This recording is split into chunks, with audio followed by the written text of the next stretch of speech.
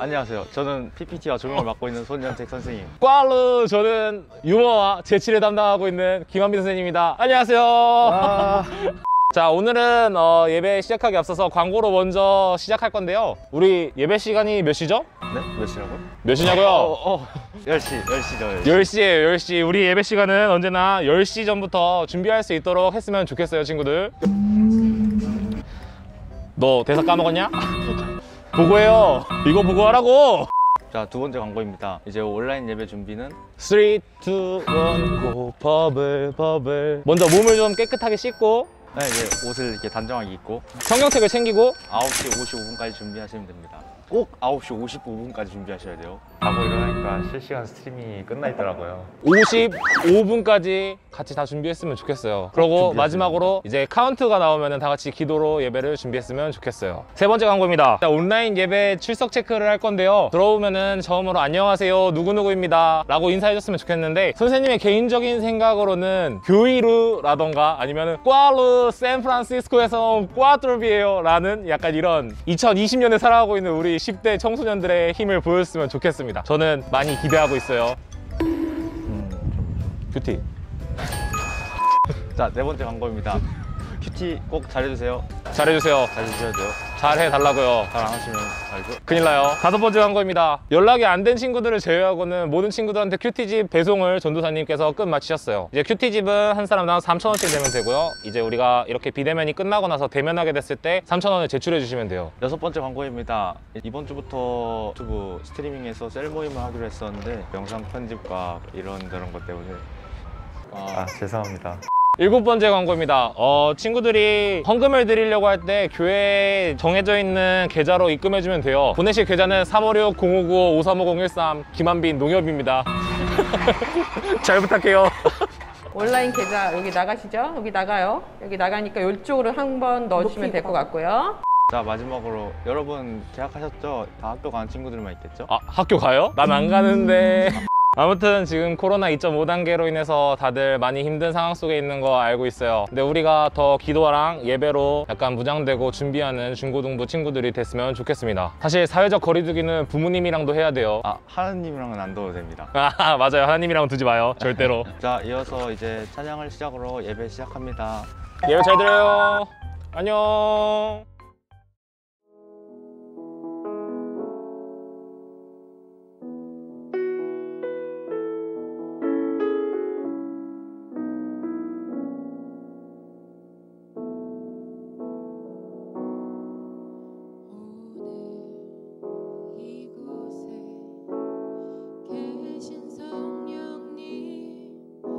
우리에게 말씀하시고 우릴 가르치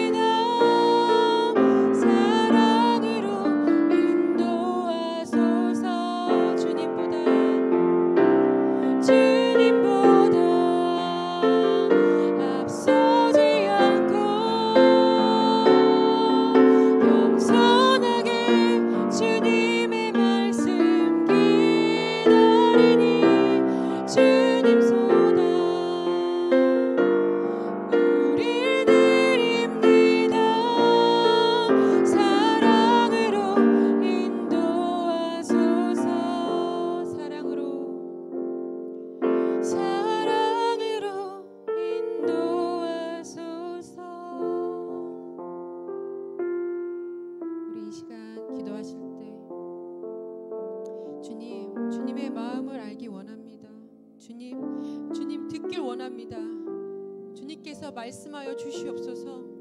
주의 성령으로 주님 담게하여 달라고 우리 이 시간 예배를 위해서 우리 다 같이 조용히 기도하시겠습니다.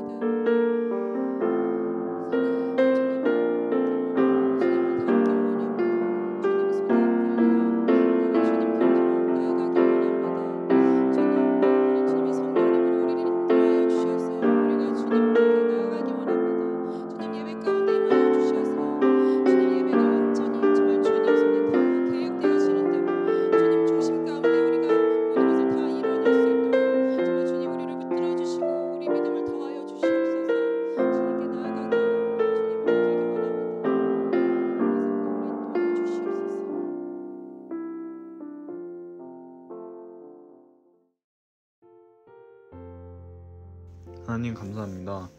코로나로 힘든 와중에도 온라인으로 예배를 드릴 수 있게 하심에 감사드립니다.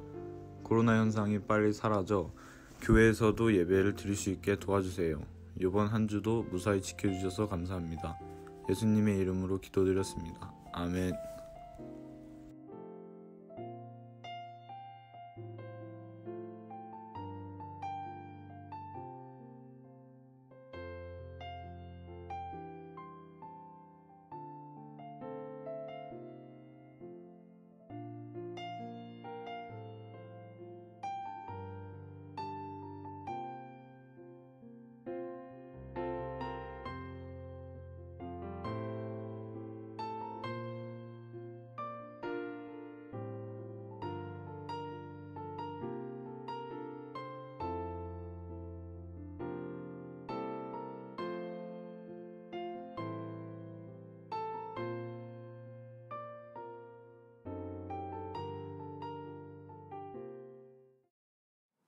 온라인으로 예배드리는 우리 드림네드 친구들 주님의 이름으로 축복합니다. 오늘은 사람을 살리는 꿈이라는 제목으로 여러분들과 말씀을 나누고자 합니다. 처음 예수 그리스도의 복음이 이 조선에 들어왔을 때 복음을 들고 들어온 선교사들은 교회를 먼저 세웠을까요? 그들이 먼저 이 땅에서 했던 것은 이 땅 사람들에게 필요한 것이 무엇인지 확인했습니다. 그리고 나서 가난해서 치료할 돈이 없는 사람들을 위해 부족 하나만 병원을 세웠죠. 그리고 그들을 진료해 주었어요. 치료만 받으면 끝났을까요? 그 다음은 가난하고 힘없는 자들을 또 교육하기 시작했어요. 그리고 그들이 교육을 받으면서 한 명, 두 명씩 예수 그리스도의 복음이 기록되어 있는 성경에 관심을 가질 수 있도록 그들에게 흥미를 유발시켰죠. 그리고 나서 한 명, 두 명, 그리고 10명, 100명씩 그리스도인들이 탄생하기 시작했어요. 이 이야기는 과거의 이야기예요. 그런데 이 과거의 이야기를 통해 우리가 배워야 할 것이 있죠. 선교사들이 처음 세웠던 교회는 교회를 위한 교회가 아니었어요. 이웃을 위한 교회였고 이 나라를 위한 교회였고 세상을 위한 교회였죠. 그러나 요즘은 교회가 교회를 위한 교회가 된 것 같고 그리고 주변 이웃을 위한 교회가 아니라 오히려 이웃에게 민폐를 끼치는 교회가 아닌가 생각을 하게 하는 기사들이 많이 올라오고 있죠.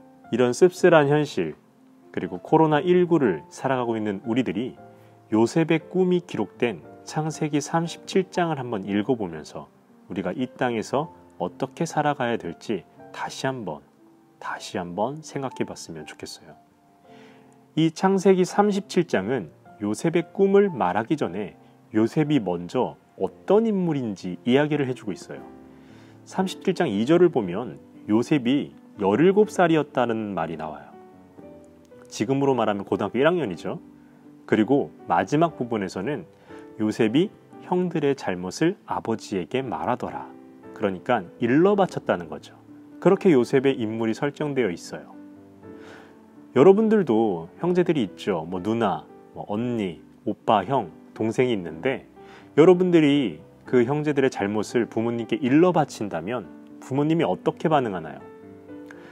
일반적인 부모라면 여러분들도 혼이 나게 되어 있어요. 여러분들도 꾸짖고 그리고 나머지 형제들도 혼을 내죠.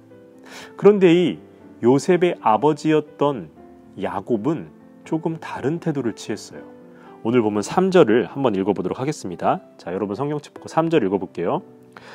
요셉은 노년에 얻은 아들이므로 이스라엘이 여러 아들들보다 그를 더 사랑함으로 그를 위하여 채색옷을 지었더니. 아멘. 혹시 모르는 사람들을 위해 말씀을 드리자면 이스라엘이 바로 야곱이에요. 나중에 야곱의 이름을 이스라엘로 하나님이 바꾸어 주시죠. 그런데 이 이스라엘이 다른 형제들보다 요셉을 더 사랑했다고 나와요. 일반적인 부모였다면 요셉을 꾸짖었어야 되는데 요셉이 형들을 일러 바치자 아이고 그랬냐고 하면서 요셉을 오히려 이뻐해 줬다는 거예요. 그리고 마지막엔 뭐라고 돼 있죠? 채색옷을 지었다라고 되어 있어요. 당시 이 요셉의 형들이 하는 일은 양을 치는 일이에요. 요즘으로 말하면 목장에서 일하는 분들이죠. 목장에서 일하는 분들이 깔끔한 옷을 입고 일을 하나요? 막 정장을 입고? 아니죠. 목장이나 공사장이나 논과 밭에서 일하는 분들은 일하기 편한 복장으로 일을 해요. 복장이 누추하더라도 일하기 편한 복장으로 일을 해야 일을 잘할 수 있기 때문에 그런 복장을 입는 게 당연하죠. 그런데 이 요셉이 채색 옷을 입었다라고 하는 건 요셉아, 넌 일하지 마. 형들이 일할 거야. 너는 놀아. 이런 거예요. 그리고 과거에는 어떤 옷을 입었냐에 따라 그 사람의 신분이 나와 있었어요. 마찬가지로 이 창세기에서도 요셉이 채색 옷을 입었다라고 하는 것은 요셉이 형들보다 나이는 어리지만 야곱이 요셉의 아버지인 이 이스라엘이 요셉을 더 높이 평가했다라는 이야기죠. 이건 완전 편애죠. 이렇게 편애를 당하는 형들이 요셉을 좋아할 리가 없겠죠. 그래서 성경의 4절을 보면 형들이 그를 미워하였다라고 되어 있어요. 그리고 요셉 앞에서는 말을 편하게 못했다라고도 하죠. 이 말을 편하게 못했다라고 하는 것은 요셉의 눈치를 봤다는 게 아니라 요셉에게는 다소 거칠게 말을 했다는 거죠. 그러니까 요셉을 부를 때도 요셉아 하는 게 아니라 야, 야 이렇게 불렀다는 거예요. 당연한 거 아닐까요? 자기들은 열심히 일하고 있는데 저 요셉은 아무것도 안 하고 자신들이 조금만 실수를 해도 아버지에게 일러 바치는 저 요셉. 좋아할 리가 없겠죠. 그런데 우리 요셉은 여기서 좀 더 나아가요. 지금도 충분히 미움을 살 만한 행동들을 하는데 좀 더 나아갑니다. 요셉이 이후에 꿈을 꾸는데 총 2번의 꿈을 꿔요. 그런데 그 꿈 이야기를 형들에게 해줍니다. 첫 번째 꿈은 이런 이야기예요. 37장 7절을 한번 읽어볼게요. 자, 시작. 우리가 밭에서 곡식단을 묶더니 내 단은 일어서고 당신들의 단은 내 단을 둘러서서 절하더이다. 아멘. 요셉의 볏집단이 다 서 있었고 형들의 볏집단이 요셉의 볏집단을 둘러싸 있었다는 거예요. 그런데 그냥 있었던 게 아니라 요셉의 볏집단을 향해서 절을 했다고 이야기를 해요. 안 그래도 미움을 사는 요셉인데 형들 앞에서 겸손하진 못할 망정 오히려 교만하게 꾼 꿈을 이야기하고 있죠. 자, 다음번에 요셉은 꿈을 한번 더 꿔요. 여기서 요셉이 눈치가 있는 사람이라면 비록 비슷한 꿈을 꿨더라도 형들에게 말하면 안 되겠죠. 근데 요셉은 또 말을 해요. 이번의 꿈은 어떤 꿈이냐면 우리 9절을 한번 읽어보도록 하겠습니다. 요셉이 다시 꿈을 꾸고 그의 형들에게 말하여 이르되 내가 또 꿈을 꾼즉 해와 달과 11별이 내게 절하더이다 하니라. 아멘. 여기서 말하는 11별은 형들을 뜻하는 거고 해와 달은 요셉의 부모를 뜻하는 거예요. 그런데 이 꿈 이야기를 듣자 이번에는 형이 아니라 아버지인 이스라엘이 요셉을 꾸짖었어요. 그렇다면 지금 네 부모인 나와 네 어미도 너에게 절을 하겠다라고 지금 말하는 거냐라고 요셉을 꾸짖었어요. 그런데 비록 요셉의 아버지인 이스라엘이 요셉을 꾸짖었지만 이스라엘은 다른 태도를 취했어요. 그것이 오늘 본문의 11절입니다. 우리 한번 읽어보도록 할게요. 그의 형들은 시기하되 그의 아버지는 그 말을 간직해 두었더라. 아멘. 형들은 요셉을 시기했어요. 그러나 아버지인 이스라엘은 어떻게 했다고요? 그 꿈을 간직해 두었다고 이야기를 하고 있어요. 요셉의 아버지인 이스라엘이 그 꿈을 간직해 두었다라는 것은 이 꿈은 분명 하나님이 주신 꿈인데 저 꿈은 분명히 의미가 있는 꿈일 것이다 라고 생각을 했다는 거죠. 지금 큐티를 계속 하고 있는 친구들이나 이미 창세기를 읽어본 친구들은 이후에 벌어질 일을 이미 알고 있죠.